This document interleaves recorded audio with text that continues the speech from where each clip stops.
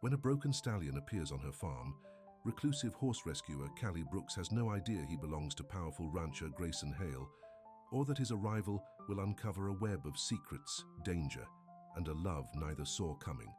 Before we get into the story, comment below where in the world you are watching from today. The evening sky darkened over Texas Hill Country as Callie Brooks finished her chores for the day. At 36, she had grown accustomed to the quiet rhythms of her small rescue farm, preferring the company of damaged animals to most people. Tonight, rain threatened on the horizon, and her bones ached with the promise of a storm. Just you and me. "Again, Belle?" she said to the old mare who followed her from stall to stall. The horse nickered softly in response, the only conversation Callie needed most days. People in town called her the horse whisperer in flannel, a nickname that made her smile despite herself. They didn't understand why she chose this solitary life, pouring what little money she had into saving animals others had thrown away. But every time a broken creature looked at her with trust instead of fear, she knew this was exactly where she belonged. Her small farmhouse sat at the edge of her property, a modest structure with a wraparound porch and faded blue paint that needed touching up. Inside, the furniture was simple but comfortable, mostly second-hand finds she'd restored herself. Photographs of her rescued animals lined the walls instead of family portraits. As she stepped onto her porch, the first fat raindrops began to fall. She hugged her flannel shirt tighter around her slender frame and breathed in the smell of coming rain. Her long brown hair was pulled back in its usual practical ponytail, streaks of premature gray, the only evidence of hard years behind her. The sound of her phone ringing pulled her from her thoughts. Few people called her these days. "Callie Brooks," she answered, voice soft but clear. "Callie, it's Martin from the feed store. Just wanted to let you know your order came in early. You might want to pick it up before this storm hits full force. I'll head over now, thanks, Martin." She grabbed her keys and headed to her old pickup truck, the engine protesting briefly before roaring to life. The back roads were the quickest, way to town, winding through the less populated areas of the county. The rain was falling steadily now, her windshield wipers barely keeping up.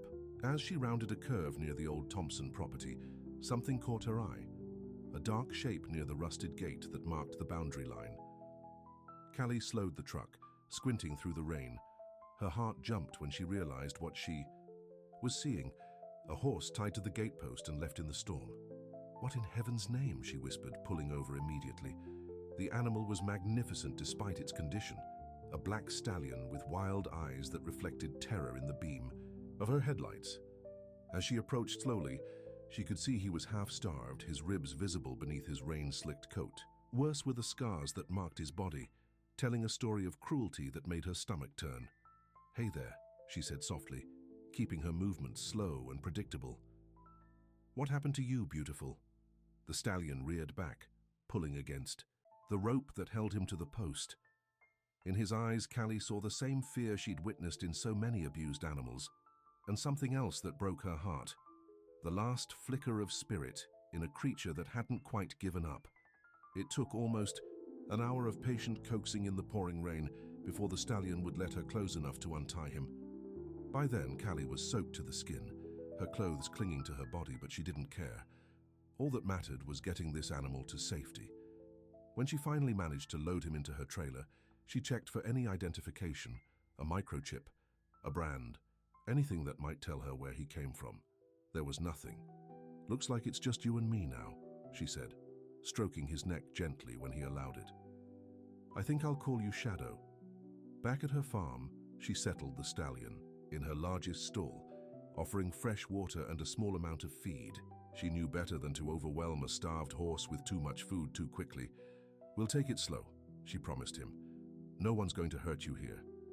That night, as rain pounded against her roof, Callie slept in a chair in the barn, wanting to be close if Shadow needed her. It was the beginning of a bond neither of them could have anticipated. 50 miles away, in a sprawling modern ranch house that overlooked 2,000 acres of prime Texas land, Grayson Hale paced the length of his office. At 42, he had built his reputation on precision and control, two things that were notably absent in his current situation. "What do you mean he's gone?" Grayson demanded, his voice dangerously calm as he spoke into his phone. The perfectly pressed white shirt he wore remained unwrinkled despite the tension in his shoulders. His designer boots, handmade Italian leather, clicked against the hardwood floor with each step. Everything about him spoke of wealth and power, from his tailored clothes to the cold efficiency in his grey eyes. "I don't want excuses, Peterson. I want Royal Commander found. That horse is worth more than your annual salary." And he was supposed to be at the Westridge property yesterday. Grayson ended the call and stared out at the rain-washed landscape. Royal Commander was the cornerstone of his breeding program, a stallion with bloodlines that traced back to some of the finest horses in Europe. More than that, the horse represented everything Grayson had worked for: perfection, control, success. Now he was missing, and the timing couldn't be worse. The upcoming auction season was critical for Hale Equestrian, and Royal Commander's offspring commanded the highest prices in the state. The intercom on his desk buzzed. "Mr. Hale, Sheriff Taylor is on line 1. Put him through." Grayson picked up immediately. "Sheriff, please tell me you have good news." "No sightings yet, Mr. Hale. We've got men checking the roads between your properties, but this storm isn't helping." "You're sure he couldn't have just gotten loose and wandered off?" "That horse was secured in a specialized trailer with 2 experienced handlers. This wasn't an accident." Grayson's jaw tightened. "Someone took him." "We'll keep looking. In the meantime, I'll have my deputies check with the local vets and rescue organizations. If someone found him, they might have taken him in."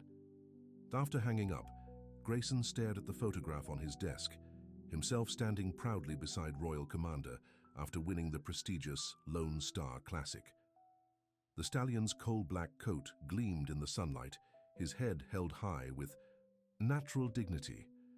What the photograph didn't show was the complicated history behind that moment, how Grayson had found Royal Commander a year earlier, rescued him from a situation that still made his blood boil when he thought about it. The horse had been magnificent even then, despite the mistreatment.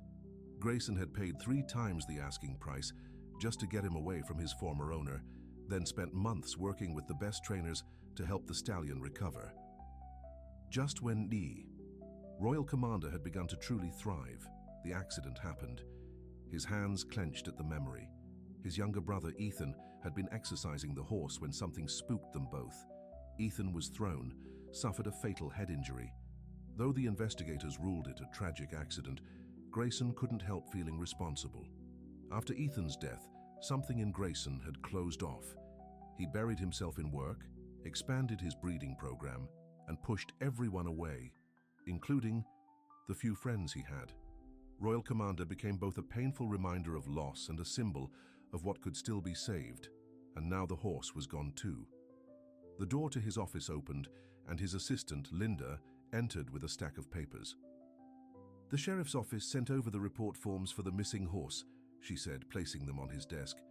"And Mr. Peterson called again. He said one of the transport workers remembered seeing an old pickup truck parked near the Thompson Gate yesterday evening, but he didn't think anything of it at the time." "The old Thompson place?" Grayson frowned. "That road's hardly used anymore."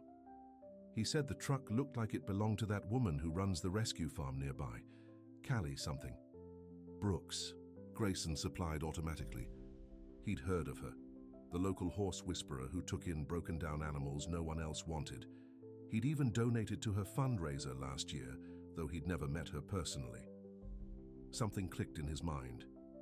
If someone abandoned Royal Commander, on that road she might have found him. For the first time in 24 hours, Grayson felt a flicker of hope. He grabbed his jacket. "Cancel my meetings for the day. I'm going to pay Miss Brooks a visit." The rain had eased to a gentle drizzle by the time Grayson's Range Rover pulled up the muddy drive to Callie's rescue farm.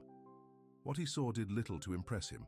Faded buildings, patched fencing, and a small collection of horses that looked well past their prime. It was a far cry from the gleaming facilities of Hale Equestrian. As he stepped from his vehicle, a woman emerged from the barn. She was nothing like he expected. Slender and unpretentious in worn jeans and a faded flannel shirt, her wet hair pulled back from a face that looked tired but determined. No makeup, no pretense, just a wariness in her eyes as she watched him approach. "Can I help you?" she asked, her voice softer than he anticipated. "I hope so," I'm looking for a horse, a black stallion that went missing during transport yesterday. I have reason to believe he might have ended up in this area. Something flickered across her face. Recognition, and something else he couldn't quite identify. I might have found a horse fitting that description, she said carefully. He was tied to a gate post in the rain with no identification. He's in pretty bad shape. Relief flooded through Grayson. That's him. His name is Royal Commander. He's a valuable breeding stallion, and I need to take him home immediately. He was already moving toward the barn when her voice stopped him. That's not going to happen today.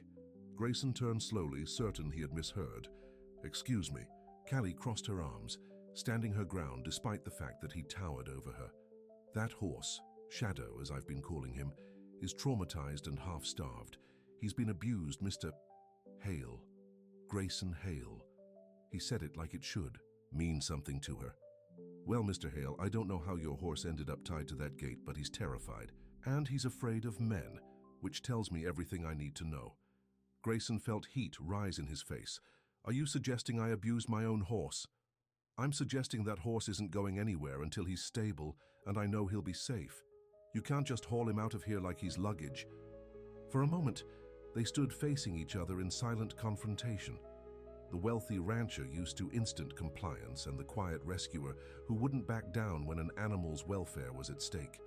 It was Grayson who broke first, his voice tight, with controlled anger. I can have the sheriff here in 20 minutes. Go ahead, Callie replied evenly. I've worked with Sheriff Taylor for years. He knows me and he knows what I do here. When he sees the condition of that stallion, he'll support my decision. She softened slightly, seeing the genuine concern beneath Grayson's anger. Look, I'm not trying to steal your horse, but he's been through something traumatic, and moving him now could do more harm than good. Give him a few days to stabilize. You can visit him, see for yourself how he's doing. Grayson wasn't used to negotiating, especially not over his own property, but something in her steady gaze made him pause. This wasn't the reaction of someone who had stolen his horse. This was someone who genuinely cared about the animal's well-being. I want to see him, he said finally. Callie nodded and led him to the barn. Inside, the smell of fresh hay and horses filled the air. She brought him to a large stall at the end, where Royal Commander Shadow stood watching them warily. The sight of his prized stallion in this state hit Grayson harder than he expected. The horse's ribs were visible, his once gleaming coat dull, and there were fresh scrapes along his flanks that hadn't been there when he left Hale Equestrian. But what truly shook him was when he stepped forward and called softly, "Hey, boy." "It's me." The stallion backed away, eyes wide with fear, refusing to come to the owner who had spent months earning his trust. Something cracked in Grayson's carefully maintained facade. For a brief moment, Callie glimpsed raw pain in his eyes, before he masked it with cool professionalism. 3 days, he said finally. I'll give him 3 days here to stabilize. Then we'll discuss transport options. Callie nodded, recognizing the concession for what it was. I'll take good care of him. As Grayson turned to leave, he paused. I'll be back tomorrow to check on him. It wasn't a request, and Callie didn't treat it as one. I'll be here. When the sound of his expensive vehicle had faded down the drive, Callie returned to Shadow's stall. The stallion approached her cautiously, allowing her to stroke his neck. Well, boy, she whispered. Looks like things just got complicated. In the gathering darkness, neither the quiet horse trainer nor the wealthy rancher could have predicted how those complications would change both their lives forever. The next. Morning dawned clear and bright, washing away evidence of the previous night's storm. Callie was up before sunrise, as always, moving through her morning chores with practiced efficiency. Her mind kept returning to Grayson Hale and the strange situation she now found herself in. She paused outside Shadow's stall, watching as the stallion cautiously accepted the small portion of feed she'd prepared for him. His eyes still held that haunted look, but there was a flicker of something else now, the beginning of trust. You're going to be okay, she told him softly, no matter what happens. The sound of tires on gravel made her turn. Through the open barn door, she could see a familiar Range Rover pulling up. Grayson Hale had returned just as he promised. When he stepped from the vehicle, Callie was struck again by how out of place he looked on her modest farm. Today he wore dark jeans that probably cost more than her monthly feed bill, paired with a light blue button-down shirt rolled up at the sleeves. The only concession to the muddy surroundings was his choice of boots, expensive but at least practical. "Good morning, Miss Brooks," he said formally. "Callie," she corrected. "Nobody calls me Ms. Brooks around here." He nodded slightly. "Callie. Then, how is he today?" She appreciated that his first question was about the horse. "Better. He ate a little this morning and drank plenty of water. I'm being careful with his diet, reintroducing food slowly to avoid colic." "You know your stuff," Grayson acknowledged. "I've rehabilitated a lot of rescues." She gestured toward the stall. "You can see him, but I'd suggest keeping your distance for now. He's still wary." Grayson followed her into the barn, his steps measured and controlled. When they reached Shadow's stall, the stallion immediately tensed, backing into the far corner. Pain flashed across Grayson's face before he could hide it. He's never reacted to me like this before. Callie watched him carefully. What happened to him? How did he end up tied to that gate? Grayson's jaw tightened. "I was having him transported between properties. The trailer was attacked on a back road. The handlers were drugged. They're both still in the hospital. Someone took Royal Commander." His voice hardened. "When I find out who did this, you think someone deliberately targeted your horse?" Callie asked, surprised. "I know they did. Royal Commander is valuable, both for his bloodlines and his proven record as a stud." Grayson ran a hand through his perfectly styled hair, revealing the first crack in his composed exterior. "I never imagined they'd dump him afterward. Maybe they couldn't handle him." Looking at the stallion's condition, Callie felt anger rise within her. They didn't just dump him, they hurt him. Grayson's eyes met hers, and she was startled by the raw emotion she saw there. "I know, and I swear when I find who did this, they'll pay." The cold fury in his voice should have alarmed her, but instead Callie found herself believing him. Whatever else Grayson Hale might be, he cared about this horse. "The sheriff should be involved," she said. "He is. But these kinds of cases..." Grayson shook his head. "It may take more than official channels." They stood in silence for a moment, watching Shadow.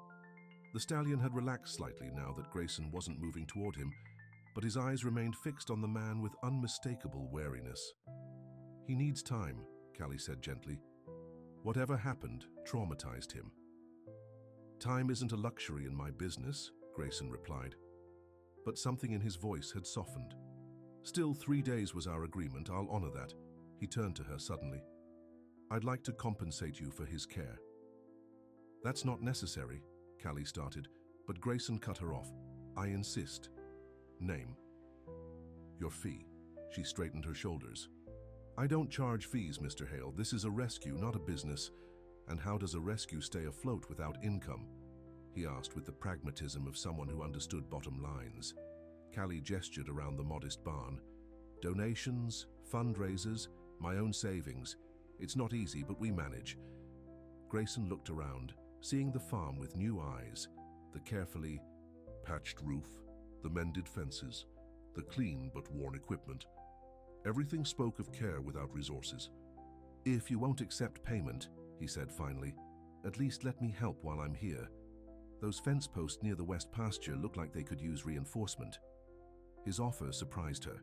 The immaculately dressed businessman didn't seem the type to volunteer for manual labor. "You don't have to do that," she said. "I know." For the first time, something like a smile touched his eyes. "But I'm not good at sitting idle, and you clearly have your hands full." Callie studied him, trying to reconcile this offer with her first impression of the cold, demanding man who had arrived yesterday. "There's a toolbox in the shed if you're serious." "I am." He rolled his sleeves up further, revealing tanned forearms. For the next few hours, Callie watched in amazement as Grayson Hale, CEO of one of the most prestigious equestrian operations in Texas, hammered fence posts and tightened wire with the competence of someone who had done hard work before. By midday, she brought him a glass of iced tea, watching as he wiped sweat from his brow. "You've done this before," she observed. He took a long drink before answering. "I wasn't born wealthy, Ms. Brooks, Callie. My father was a ranch hand. I learned to mend fences before I learned algebra." This revelation shifted something in her perception of him. How did you go from that to... She gestured vaguely at his expensive vehicle. Hard work, good decisions, some luck. He shrugged. And a lot of sacrifice. The way he said the last word made her think there was more to the story, but his expression closed off, making it clear the topic was finished. I should check on Shadow, he said, handing her back the empty glass. Together they returned to the barn where the stallion seemed marginally calmer than before. He still wouldn't approach Grayson, but he watched the man with less overt fear. He's been through a lot, Callie said, entering the stall and stroking Shadow's neck. But he's resilient. Grayson watched the easy way the horse accepted her touch. You have a gift with them. It's not a gift, it's patience, she looked at him directly. Animals who've been hurt need time to learn trust again. You can't force it or rush it. Is that true of people too? He asked unexpectedly. The question caught her off guard. I wouldn't know, she admitted. Animals are easier for me to understand than people. Why is that? There was genuine curiosity in his voice. Callie rarely spoke about her past, but something about his direct question made her answer honestly. Animals don't pretend. They don't say one thing and mean another. When my mother left when I was 8, she promised she'd come back. She never did. My uncle who raised me after that was a good man, but he believed love was a weakness. He taught me to be self-sufficient, not emotional. She stroked Shadow's mane, finding comfort in the simple contact. Horses don't make promises they can't keep. They just are who they are. Grayson was silent for a long moment. My brother died last year, he said finally, the words coming out stiffly, as if he rarely spoke them aloud. It was an accident. He was riding Royal Commander when something spooked them both. Ethan was thrown. He hit his head. The pain in his voice was so raw that Callie looked up sharply. I'm sorry. The sheriff ruled it an accident, but I've always wondered. He trailed off, then shook his head. It doesn't matter now. After that, I threw myself into work. It was easier than dealing with the rest of it. Is that why you closed yourself off? Callie asked gently. What makes you think I'm closed off? He countered, but there was no real challenge in his voice. Everything about you is controlled, measured, like you're afraid to let anything slip through the cracks. For a moment, she thought she'd gone too far. His face hardened, and she braced herself for anger. Instead, he offered a short, humorless laugh. You're more perceptive than most, Callie Brooks. Before she could respond, he checked his watch. I have a meeting I can't miss. I'll be back tomorrow to check on Royal Commander. Shadow, she corrected. Automatically then felt foolish. I mean, it's just what I've been calling him. Something softened in Grayson's expression. Shadow, he repeated as if testing the name. It suits him in a way. After he left, Callie found herself thinking about their conversation throughout the afternoon. There was more to Grayson Hale than she'd initially thought, layers of complexity beneath that polished exterior. The next morning, she was surprised when his Range Rover pulled up earlier than expected. Even more surprising was what he carried from the vehicle. A box of warm biscuits from Pearl's Diner in town, the best breakfast spot in the county. I thought you might be hungry, he said simply, holding out the box. And I owe you an apology for how I acted when we first met. Callie accepted the offering, touched by the gesture. Apology accepted, and thank you, these smell amazing. They shared breakfast on her porch, the morning sun warming the air around them. For the first time, conversation flowed easily between them, focusing on safer topics. The best feed suppliers in the area, training techniques, the upcoming county fair. When they finished eating, Grayson rolled up his sleeves again. What needs fixing today? You don't have to keep working on my farm, Callie protested. I know, but I want to. Besides, it feels good to do something with my hands again. Most of my days are spent in meetings now. Over the next several hours, they worked, side by side, repairing a section of the barn roof that had leaked during the storm. Callie found herself watching him when he wasn't looking. The confidence in his movements, the surprising gentleness in hands that looked too refined for manual labor. In the afternoon, they checked on Shadow together. The stallion had made remarkable progress, showing interest in his surroundings and accepting Callie's touch without hesitation. He still won't come to me, Grayson observed, the hurt evident in his voice despite his attempt to hide it. Give him time, Callie advised. Sit with him a while, let him remember who you are. To her surprise, Grayson took her suggestion. He pulled up a stool near the stall door and simply sat, occasionally speaking to Shadow in low, gentle tones. The horse watched him warily, but no longer retreated to the back of the stall. It was nearly dusk when Callie returned to find Grayson still sitting there, his presence calmer than she'd ever seen it. And to her amazement, Shadow had moved closer, not quite within reach, but no longer keeping his distance. "He's coming around," she said softly. Grayson looked up, and for the first time since they'd met, she saw a genuine smile transform his face. It stripped away years and revealed the man beneath the businessman. "Thank you," he said simply. "You were right about giving him time." As shadows lengthened across the yard, neither seemed eager to end the day. They sat on the porch, watching. The sunset paint the sky in shades of orange and gold. "Our 3 days are almost up," Grayson said finally, his voice carefully neutral. "I should make arrangements to transport Royal Commander, Shadow, back to my ranch tomorrow."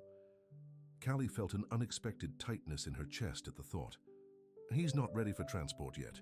The stress could set back his recovery." "What would you suggest?" he asked, surprising her with his willingness to listen. "Another week at least. Daily visits from you to rebuild his trust. Gradual reintroduction to trailer loading. We can't rush this." Grayson was silent for a long moment, considering. "A week," he agreed finally. "But there's a condition." "What's that?" Callie asked warily. "Let me help you around here during that time. You're doing this alone, and I can see how much work it is." He gestured toward the other rescue horses grazing in the pasture. "They all deserve better than patched-together care, no matter how dedicated you are." Pride made her want to refuse, but practicality won out. Her rescue was always on the edge financially, and extra hands were a luxury she couldn't afford to turn down. "All right," she agreed, "but don't think this means I'm taking your money." That almost smile appeared again. "I wouldn't dream of it." As Grayson prepared to leave, he paused by his vehicle. "There's something else you should know. The sheriff called this morning. They've identified a suspect in Royal Commander's abduction, Victor Reeves. He used to work for my breeding program until I fired him for mistreating the horses." Callie felt a chill despite the warm evening. "You think he did this for revenge?" "I think he did it for money," Grayson replied grimly. "Royal Commanders. Bloodline is worth a fortune to the right buyer. When that plan fell through, hurting him was the next best thing to hurting me. Have they arrested him?" "Not yet. He's disappeared." Grayson's expression darkened. "But they'll find him. I've hired additional security at all my properties in the meantime." "Should I be worried?" Callie asked, glancing toward the barn where Shadow rested. "I don't think so. As far as Reeves knows, Royal Commander is still missing." Grayson hesitated. "But I'd feel better if you'd let me install some security cameras here, just in case." The offer was practical, but it felt like more than that, like genuine concern, for her safety as well as the horses. "I'll think about it," she said. After Grayson left, Callie found herself standing in Shadow's stall longer than usual, her thoughts a confusing tangle. She'd always preferred the simplicity of her life with her animals, avoiding the complications that came with letting people get too close. But for the first time in years, she was thinking about what it might be like to let someone in. Someone unexpected, who had quietly begun to break through walls she hadn't even realized she'd built. "What do you think, Shadow?" she whispered to the stallion. "Is he as good a man as he seems beneath all that polish?" The horse nudged her gently with his nose, as if offering reassurance. What neither Callie nor Grayson knew was that at that very moment, Victor Reeves was sitting in a truck parked on the ridge overlooking her farm, watching through binoculars as Grayson's Range Rover disappeared down the road. "So that's where you've been hiding my ticket to a fortune," he muttered, his face twisting into a smile that held no warmth. "Time to finish what I started." The next morning, Callie woke to the sound of her dogs barking frantically outside. She pulled on her boots and hurried to the door, heart pounding. The sun was just beginning to peek over the horizon, casting long shadows across her property. "What is it, boys?" she called to her 2 rescue mutts, who were circling the barn with hackles raised. When she reached the barn, she found the side door ajar. She was certain she'd locked it the night before. Cautiously, she peered inside, relief washing over. Her when she saw Shadow still safe in his stall. The stallion was agitated, pacing nervously, his ears pinned back. "It's okay, boy," she soothed, approaching slowly. "Everything's all right." But as she looked around, she realized something was wrong. The lock on Shadow's stall had been tampered with, though it hadn't been successfully opened. And scrawled in the dust on the barn floor was a crude message. "Next time." Cold fear gripped her. Someone had been in her barn, had tried to get to Shadow. With trembling hands, she pulled out her phone and called the sheriff's office, then Grayson. He answered on the first ring. "I'll be there in 20 minutes, he said, his voice tight with concern. True to his word, Grayson's Range Rover came speeding up her driveway exactly 20 minutes later, followed closely by Sheriff Taylor's patrol. Grayson was out of his vehicle before it had fully stopped, striding toward her with worry etched across his face. "Are you all right?" he asked, surprising her by taking her hands in his. "Was anything taken? Was anyone hurt?" "I'm fine," she assured him. "Shadow's fine too.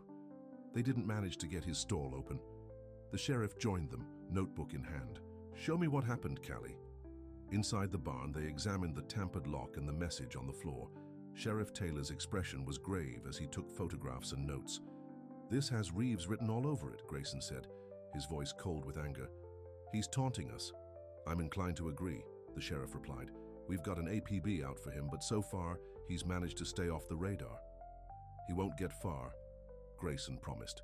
His eyes met Callie's. "You're not staying here alone." "I've been taking care of myself for years," she started to protest, but the sheriff cut her off. "Grayson's right, Callie. This isn't just about theft anymore.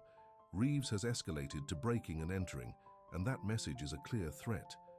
I'd feel better if you weren't alone out here, at least until we apprehend him." "I don't have anywhere else to go," she said, "and I can't leave the animals." "I'll stay," Grayson said firmly. "I'll bring what I need and sleep on your couch." Callie started to object, but the determination in his eyes stopped her.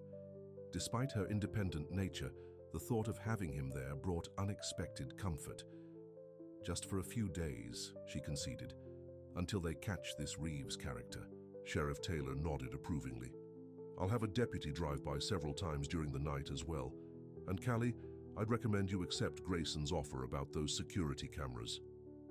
After the sheriff left, Grayson made several calls, speaking in the clipped, authoritative tone she recognized from their first meeting. Within an hour, a security team arrived to install cameras around the perimeter of her property and motion sensor lights near all entrances. By mid-afternoon, Grayson returned with a small suitcase and his laptop. He set up a makeshift office, at her kitchen table, somehow managing to run his business empire while keeping a protective eye on her farm. "You don't have to put your life on hold for this," Callie said, watching him work. He looked up, his expression serious. "I'm not just doing this for Shadow, I'm doing it for you." Before she could respond, he added, "This is my fault. If I hadn't brought trouble to your doorstep—" "You didn't," she interrupted gently. "You didn't ask for your horse to be stolen, or brought here. None of this is your fault." Something shifted in his eyes at her words, a softening she hadn't seen before. "Thank you for saying that." That evening, they fell into a surprisingly comfortable routine. Grayson insisted on making dinner, a simple but delicious pasta dish that revealed yet another unexpected talent. "Where did you learn to cook?" Callie asked as they ate on her small porch watching the sunset. "My mother taught me the basics before she passed away. After that, necessity. My father worked long hours, so I had to fend for myself and Ethan. Most evenings." A fond smile touched his lips. "Ethan was hopeless in the kitchen. He once managed to burn water." Callie laughed, enjoying the glimpse of the brother he'd clearly loved. "Tell me more about him," she encouraged. For a moment, she thought Grayson might close off as he had before when the topic of his brother arose.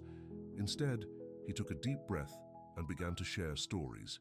Ethan's practical jokes, his infectious laugh, the way he could charm anyone within minutes of meeting them. "He was the people person," Grayson admitted. "I was always better with numbers and business plans. Ethan knew how to connect." "You're not so bad at connecting," Callie said softly, surprising herself with the admission. Their eyes met, and something Electric passed between them, an unspoken acknowledgement of the bond that had formed over these few short days. The moment was broken by the sharp ring of Grayson's phone. He answered it quickly, his expression changing as he listened. "When?" he demanded. "Are you certain? Keep me updated." He ended the call and turned to Callie. "That was the sheriff. They've spotted Reeves near the county line. They're closing." In relief washed over her. "That's good news, right?" "Yes, but we should stay alert until they actually have him in custody." Grayson's protective instinct was evident in the way he scanned the darkening landscape around them. "Let's head inside." Later that night, after Callie had gone to bed, she found herself unable to sleep. The events of the day kept replaying in her mind. She pulled on her robe and ventured downstairs for a glass of water. In the dim light of the RITU living room, she found Grayson still awake, standing by the window and looking out at the moonlit property. He'd changed into a simple t-shirt and sweatpants, the casual attire making him seem more approachable, more human. "Couldn't sleep?" he asked without turning. "Too much on my mind," she admitted, joining him at the window. "You?" "I'm keeping watch." His voice was quiet but determined. "I won't let anything happen to you or Shadow." The simple declaration stirred something deep within her, a longing she'd buried long ago when she'd accepted her solitary life. "You've changed since we first met," she observed. Grayson turned to face her, his expression thoughtful. "Being here, it's reminded me of things I'd forgotten, who I was before I built walls around myself." "I know something about walls," Callie said softly. "They keep pain out, but they keep everything else out too." His eyes held hers. "Some things are worth the risk of letting them in." The air between them seemed charged with possibility. For a breathless moment, Callie thought he might lean closer, might bridge the careful distance they'd maintained. Instead, the sharp beep of his phone broke the spell. He checked the message, his expression tightening. The sheriff lost Reeves. He slipped past their roadblock. The news sent a chill through her. "So he's still out there?" "Yes, but we're prepared now. The security system is in place. You're safe." The conviction in his voice gave her strength. "Try to get some rest. I'll keep watch a while longer." The next morning, they checked on Shadow together. The Stallion had made remarkable progress, now approaching the stall door when he saw them. Most surprising was his reaction to Grayson. For the first time, he allowed the man to stroke his neck, a breakthrough that brought genuine joy to Grayson's usually serious face. "He's remembering," Grayson said, voice thick with emotion. "Remembering that he can trust me." "Animals know good people," Callie replied simply. "Even when they've been hurt. Working side by side throughout the day, they fell into an easy rhythm.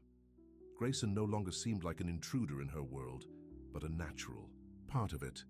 His presence filled spaces she hadn't realized were empty. In the afternoon, they checked the other rescue horses together. Grayson listened attentively as she told each animal's story. Belle, the former carriage horse with arthritis. Cooper, abandoned when his owner lost their farm. Daisy, rescued from neglect when her racing career ended.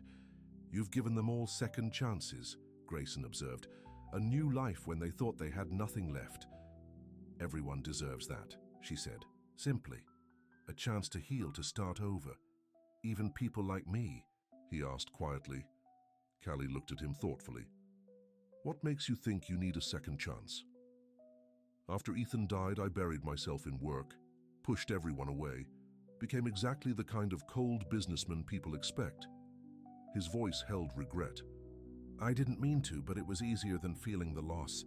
On impulse, Callie reached out and touched his arm. "It's not too late to change that." The moment was interrupted by the ringing of the landline phone in her house. Few people ever called that number, and something about the timing sent a trickle of unease down her spine. Inside the house, she picked up the receiver. "Hello? Enjoying your time with Hale?" a rough voice asked. "Don't get too comfortable. I'm not finished with either of you." The line went dead before she could respond. When Grayson saw her pale face, he was at her side instantly. "What happened?" With shaking hands, she replaced the receiver. "Someone called. I think it was Reeves. He threatened us both." Grayson's expression hardened. "That's it, we're not staying here tonight. Pack a bag." "I can't leave." We're not arguing about this, Callie. We'll call Martin from the feed store to watch the animals for the night. Right now, your safety is what matters. The authority in his voice brooked no argument, and for once, Callie found herself yielding to someone else's decision. While she packed a small overnight bag, Grayson made arrangements with Martin and called the sheriff to report the threatening call. An hour later, they were driving through the gates of Hale Ranch, a sprawling property that took Callie's breath away despite her preoccupation with the day's events. The main house was a stunning blend of modern architecture and traditional ranch styling, with large windows overlooking manicured grounds and state-of-the-art equestrian facilities. As Grayson pulled up to the entrance, Callie felt suddenly aware of the vast differences in their worlds. "Your home is beautiful," she said quietly. "It's just a house," he replied, surprising her. "I've never been sure it's a home." Inside, the interior was elegantly appointed, but lacked the personal touches that made a space feel lived in. No photographs on the walls, no mementos on the shelves, just tasteful, expensive decor that could have been straight from a design magazine. "The guest suite is this way," Grayson said, leading her down a hallway. "You'll be comfortable here." The suite was larger than Callie's entire farmhouse, with a plush, king-sized bed and a bathroom that rivaled those in luxury hotels. Everything spoke of wealth and privilege, everything except the man standing awkwardly in the doorway, watching her reaction with what seemed like uncertainty. "Is it all right?" he asked, and she realized he genuinely cared about her comfort. "It's perfect," she assured him. "Thank you. My room is just down the hall if you need anything. Security has been alerted to the situation, and the property is monitored 24/7. He hesitated. "Will you join me for dinner in an hour? My housekeeper left something prepared before she left for the evening." Alone in the guest suite, Callie showered and changed into the cleanest of the casual clothes she'd packed. Even in her best jeans and button-down shirt, she felt out of place in this palatial setting. When she joined Grayson in the dining room, she was relieved to find he'd also dressed casually in jeans and a simple sweater. The formal dining table had been bypassed in favor of a cozier breakfast nook with views of the sunset over the rolling hills of his property. "I thought this might be more comfortable," he explained, pulling out her chair. The gesture touched her, as did his obvious effort to make her feel at ease. The meal was delicious but simple: roast chicken, fresh vegetables, warm bread, nothing overly fancy or intimidating. As they ate, conversation flowed easily between them, focusing on their shared love of horses and the countryside. For a while, they managed to forget the threats that had brought them here, simply enjoying each other's company. After dinner, Grayson gave her a tour of his home, including his office where photographs of his horses lined the walls. Among them, Callie spotted several of Royal Commander, Shadow in his prime, coat gleaming, head held high with pride. "He was magnificent," she said softly. "He will be again," Grayson replied with conviction. "Thanks to you." In his study, a single-framed photograph stood on the desk. Grayson with a younger man who shared his eyes, but wore an easy smile that contrasted with Grayson's more serious demeanor. "Ethan?" Callie guessed, touching the frame gently. "Yes." Grayson's voice softened. "That was taken about a month before the accident. We were celebrating after Royal Commander won his first major competition. You must miss him terribly. Every day." Grayson's hand brushed hers where it rested on the photograph, the brief contact sending warmth through her. "He would have liked you, you know. He always said I needed someone who wouldn't put up with my nonsense." The intimacy of the moment made Callie's heart beat faster. She was acutely aware of how close they were standing, of the warmth in his eyes when he looked at her. "And do I do that?" she asked, her voice barely above a whisper. "Not put up with your nonsense?" "From the moment we met," he confirmed, a smile touching his lips. "When you stood in your barnyard in the rain and told me I couldn't take my own horse?" She laughed softly at the memory. "I wasn't very welcoming." "You were exactly what I needed," he said, his voice deepening. "Someone who saw past everything else to what matters." The intensity of his gaze made it difficult to breathe. Callie felt herself drawn toward him, the wall she'd built for so long beginning to crumble. The sharp ring of his phone shattered the moment. Grayson answered it quickly, his expression turning serious as he listened. "When?" he demanded. "Are you sure?" A pause. "Keep me updated." He ended the call and turned to Callie, tension evident in his stance. "That was the sheriff. There's been a fire at your farm." Horror washed over her. "The animals?" "Martin got them all out safely," Grayson assured her quickly. "No one was hurt. But the barn..." He hesitated. "The sheriff says it was deliberate. Reeves left another message, spray-painted on your driveway. This isn't over." Tears filled Callie's eyes, grief and anger mingling as she thought of her small farm, the sanctuary she'd built with years of hard work and sacrifice. "I need to..." "Go back," she said, voice breaking. "I need to see..." "Not tonight," Grayson said firmly, taking her hands in his. "The sheriff has officers at the scene and fire investigators will be working through the night. We'll go first thing in the morning, I promise." The gentleness in his voice soothed her, even as despair threatened to overwhelm her. "Everything I've worked for, we'll rebuild it," he promised, drawing her close. "Every board, every nail, better than before." "We?" she echoed, looking up at him through tears. "Yes, we." His eyes held a promise of their own. "You're not alone in this anymore, Callie. Not if you don't want to be." The realization that he meant it, that this wasn't just about shadow or obligation, but something deeper, shook her to her core. For the first time since she was a child, Callie Brooks allowed herself to lean on someone else, accepting the strength he offered. As she rested her head against his chest, feeling his arms encircle her protectively, she knew something fundamental had changed between them. The walls they'd both built had begun to fall, revealing the possibility of something neither had been looking for, but both desperately needed. What they didn't know was that Reeves had fled the county after setting the fire, but not before leaving. One final surprise: legal papers filed with the county claiming ownership of Shadow, challenging Grayson's right to the Stallion with forged documents that would take more than money and influence to fight. The battle for Shadow's future was just beginning, and with it, the true test of the bond forming between the quiet horse whisperer and the man who had unexpectedly captured her heart. The morning after the fire, Grayson drove Callie back to her farm in silence, their hands linked across the console of his Range Rover.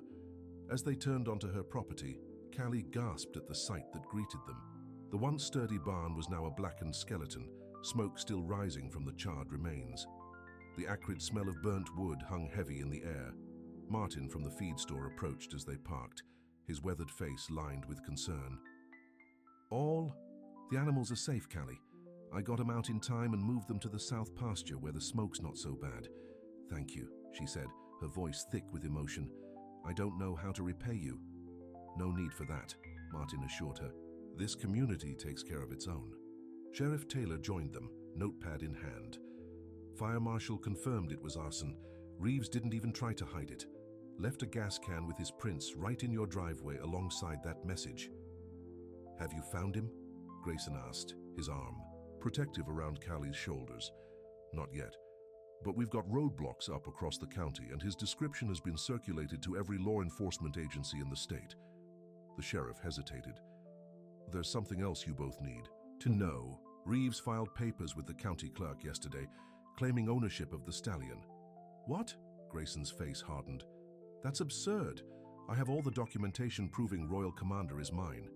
"I know," Sheriff Taylor said, "but he's presented what appears to be a bill of sale dated before your purchase." The county clerk flagged it immediately as suspicious, but until a judge rules on it, there's a legal question mark over the horse's ownership. Callie felt Grayson tense beside her. "He's trying to use the legal system to get what he couldn't. Take by force," he said, voice tight with anger. "It's a desperate move," the sheriff agreed, "but it means you'll need to appear at a hearing next week to sort this out." After the sheriff left, Callie and Grayson walked the property together, checking on the animals. True to Martin's word, all were safe in the south pasture, including Shadow, who approached the fence when he saw them. "At least everyone's okay," Callie said, stroking the stallion's nose. "Buildings can be replaced." Grayson's expression was troubled as he surveyed the damage. "But your home, your livelihood, I've faced hard times before," she said with quiet determination. "I'll get through this too." "Not alone," Grayson insisted, turning to face her fully. "Callie, I want to help. Not just with rebuilding, but with fighting these false ownership claims." She studied his face, seeing genuine concern there. Why does this matter so much to you? Is it just about Shadow? No, he said softly. It hasn't been just about Shadow for a while now. The admission hung between them, filled with meaning neither was quite ready to put into words.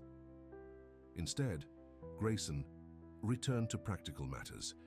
I have a team of lawyers who can dismantle Reeves's claim before it ever gets to a hearing, and I have contractors who can start rebuilding your barn immediately. I can't accept that kind of help, Callie protested. I can't be indebted to you.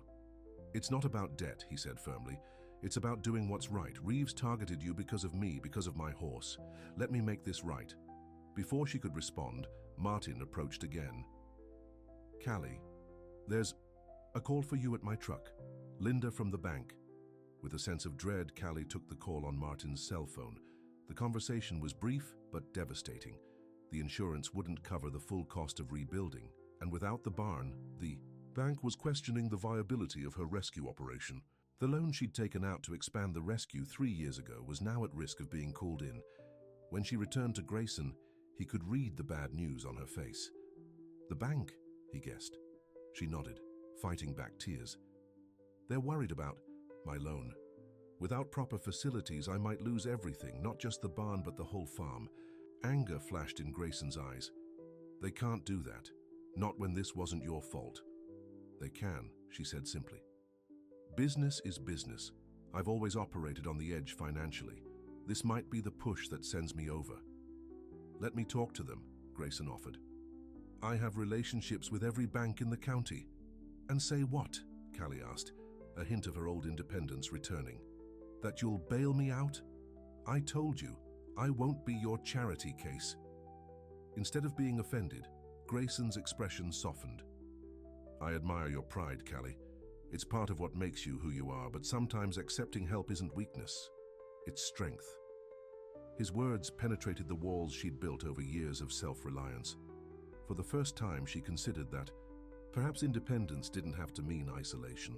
What do you propose? She asked finally. A partnership, he replied, the word clearly chosen with care. Your expertise with rehabilitation, combined with my resources, we could turn this place into a proper sanctuary, one that would never have to worry about bank loans again. A business partnership, she clarified, something like disappointment flickering in her eyes. Grayson hesitated, then took her hands in his. To start with, he said quietly, but I think we both know this could be more if you wanted it to be. The honesty in his eyes made her breath catch. Before she could respond, Martin called out to them. Another vehicle was coming up the drive. This one an official county car. A woman in a business suit stepped out, carrying a folder. Ms. Brooks, I'm Jennifer Wilson from the county clerk's office. I need to speak with you and Mr. Hale regarding the ownership dispute for the horse known as Royal Commander, or Shadow. Inside Callie's small kitchen, one of the few structures untouched by the fire, they reviewed the documents Jennifer had brought. Reeves' claim looked convincing on the surface, paperwork showing he had purchased the Stallion before Grayson, with what appeared to be proper signatures and notary seals. These are forgeries, Grayson said flatly. I have the original bill of sale and registration papers in my safe at home. I assumed as much, Jennifer replied. That's why I came personally instead of just sending a notice. This case has raised red flags, especially given Mr. Reeves's criminal history. Criminal history? Callie echoed. Jennifer nodded. He was arrested 2 years ago for similar fraud involving show horses in Oklahoma. The charges were eventually dropped when witnesses became reluctant to testify, but the pattern is there. So the county isn't taking his claim seriously? Grayson asked. We have to follow proper procedure, Jennifer explained. But I wanted you both to know that we're expediting the process. The hearing is scheduled for Monday morning.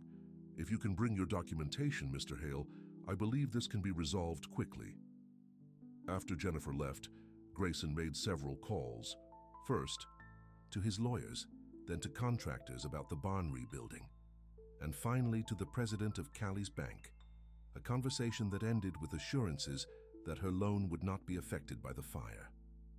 You didn't have to do all that, Callie said when he finished, though gratitude shone in her eyes. I wanted to, he replied simply. Now, What do you say we check on Shadow again?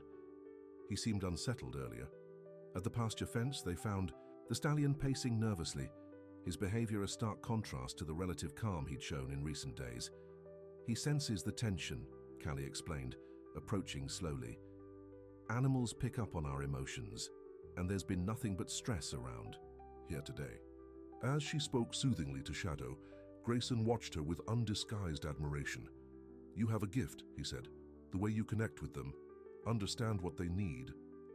It's just patience, she demurred, though his praise warmed her. And respect. They know when you see them as individuals worth understanding. Is that true of people too? He asked, echoing their earlier conversation but with new meaning. Yes, she said softly. Though people are more complicated, animals don't hide their true selves. I'm not hiding anymore, Grayson said, his voice low but clear. Not from you. The directness of his gaze made her heart race. Before either could speak further, Martin approached with news that the fire marshal needed to speak with them again. The rest of the day passed in a blur of activity, statements for the insurance company, arrangements for temporary shelter for E, the animals, and constant phone calls from concerned neighbors offering help. Through it all, Grayson remained by Callie's side, his quiet strength a foundation she found herself increasingly relying on. As evening fell, they stood on her porch, surveying the damage in the fading light. You should come back to my place tonight, Grayson said. Your house is intact, but with Reeves still out there. I need to stay with the animals, she insisted. Then I'm staying too. His decision brooked no argument, and truthfully, Callie found she didn't want to object. Having him near brought comfort she hadn't expected. They spent the evening making plans for the rebuild, spreading blueprints across her kitchen table. Grayson's vision expanded beyond mere replacement. He sketched ideas for a proper rehabilitation center with specialized equipment for injured horses and space to help more animals. This is more than I ever dreamed of having, Callie admitted, looking at the plans. Dreams can change, he said. They can grow bigger when you stop being afraid to want more. She knew he wasn't just talking about the rescue anymore. And what do you want, Grayson? He set down his pencil, his eyes meeting hers. Something I didn't know I was missing until I met you. A connection that matters more than success or money or reputation. He paused. A chance to be the man I was before I built walls around myself. I'm afraid, she admitted quietly. Not of Reeves, or losing the farm. I'm afraid of letting someone in, only to be left again. I can't promise we won't face hard times, Grayson said, taking her hand, but I can promise I won't walk away from them, or from you. The sincerity in his eyes made her believe him, despite all her carefully constructed defenses. Their moment was interrupted by the sound of a vehicle approaching. Sheriff. Taylor's patrol car, lights flashing. They've found Reeves, the sheriff announced when they met him outside. Tried to cross the state line, but Highway Patrol picked him up. He's in custody. Relief washed over them both. It's over? Callie asked. The immediate threat, yes, Sheriff Taylor confirmed. He'll face charges for arson, breaking and entering, making threats and attempted fraud.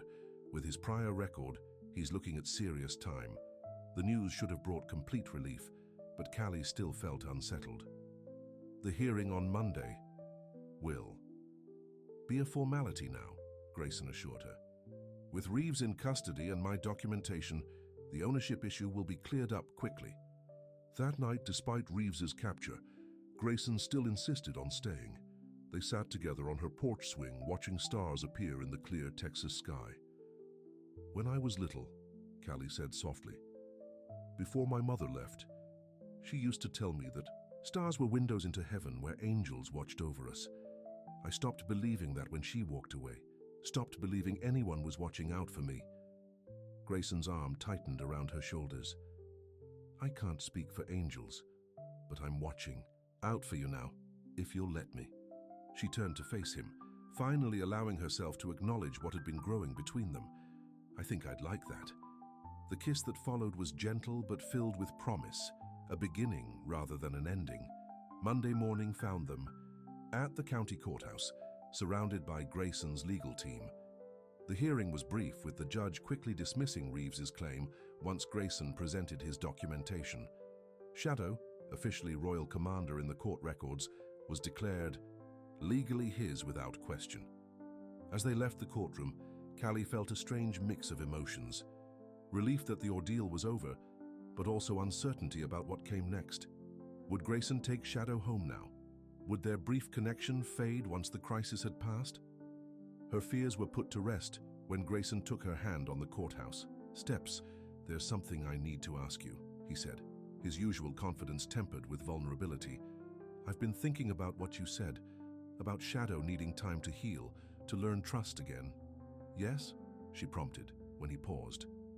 "I think I need that too," he admitted, "and I can't think of anyone better to help me than you." "What are you saying, Grayson?" "I'm saying I don't want to take Shadow from your farm. I want to bring more horses to it, horses that need what you can give them. I want to build that sanctuary we talked about, but not as a silent partner or distant benefactor." His eyes held hers steadily. "I want to build it with you, Callie, side by side." Hope blossomed in her chest. "As business partners?" "As partners in every sense," he clarified, "if you'll have me." For a woman who had spent her life expecting people to leave, the certainty of his commitment was overwhelming. "Are you sure? Your life, your business, can operate from anywhere?" He finished for her. "The ranch will still be there, but it's just a place. Home is where you are now." The simple truth of his words touched her deeply. "It won't be easy," she warned. "I'm stubborn and set in my ways.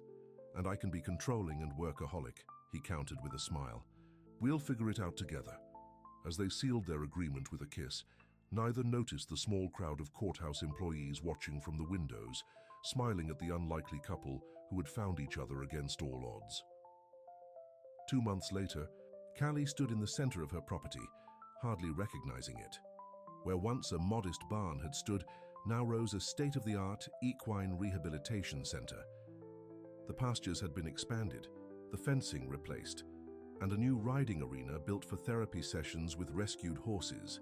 Shadow, they still called him that, though his official papers said Royal Commander, had made a complete recovery. He now approached anyone who entered his paddock with curiosity rather than fear, though he still showed a special attachment to Callie. Most surprising of all was how seamlessly Grayson had integrated into her life. He split his time between his ranch and her farm, gradually moving more of his operations to her property. His business skills complemented her horse expertise, and together they had begun building something neither could have created alone. Sitting on her porch that evening, watching Grayson work with one of the new rescues, Callie marveled at how much had changed in such a short time. The man who had stormed onto her property demanding his horse back was now the man who brought her coffee in bed each morning and listened to her ideas with genuine interest. As if sensing her thoughts, Grayson looked up and smiled, that special smile he reserved just for her. He finished with the horse and joined her on the porch, pulling something from his pocket as he sat beside her. "I have something for you," he said, opening his hand to reveal a simple ring, a delicate band that appeared to be made of braided material wrapped in gold. "Is that," she began, recognizing the pattern. "A strand from Shadow's old halter," he confirmed. "The one you were using when I first came here. I had it wrapped in gold." His eyes held hers, full of love and certainty. "This isn't about saving something broken, Callie. It's about building something whole with you." Tears filled her eyes as she understood what he was asking. "Are you sure?" "I've never been more sure of anything," he promised. "You taught a stallion to trust again, and a man how to love. Will you marry me, Callie Brooks?" "Yes," she whispered, tears spilling over. "Yes, I will." As he slipped the ring onto her finger, a strange car pulled up the drive. Neither recognized the elegant woman who stepped out, looking around with curious eyes. "Can we help you?" Grayson called, standing protectively. The woman approached slowly. "I'm looking for Callie Brooks," she said, her voice hesitant. "I'm Elizabeth Russell. I was told this might be the right place." The name meant nothing to Callie, but something about the woman's eyes seemed vaguely familiar. "The county received an anonymous donation for your rescue farm," Elizabeth explained. "A substantial grant, enough to operate for years without financial worry. I'm from the foundation administering it." "Anonymous?" Grayson asked, surprised. "Who would make that kind of donation?" The donor insisted on privacy, Elizabeth replied. But they left a note for Ms. Brooks. She handed Callie an envelope. Inside was a simple card that read, "For the woman who taught a stallion to trust again, and a man how to love." Callie looked at Grayson in confusion. "Did you—" "No," he said, equally puzzled. "This wasn't me." As Elizabeth returned to her car, promising to be in touch about the grant details, Callie and Grayson were left wondering who could possibly have known those exact words, words Grayson had just spoken in his proposal. "It's strange," Callie murmured, looking at the card again. "Almost as if someone was watching over us all along," Grayson finished for her.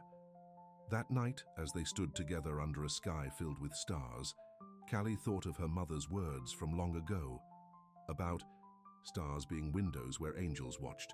For the first time in decades, she allowed herself to believe it might be true. And somewhere just beyond the edge of the property, a figure stood watching the couple from the shadows. Ethan Hale smiled at the sight of his brother finally finding happiness, then turned and walked away, his work complete. The donation had been the last of his inheritance, put to better use than he could have imagined. Some guardian angels, after all, wore cowboy boots.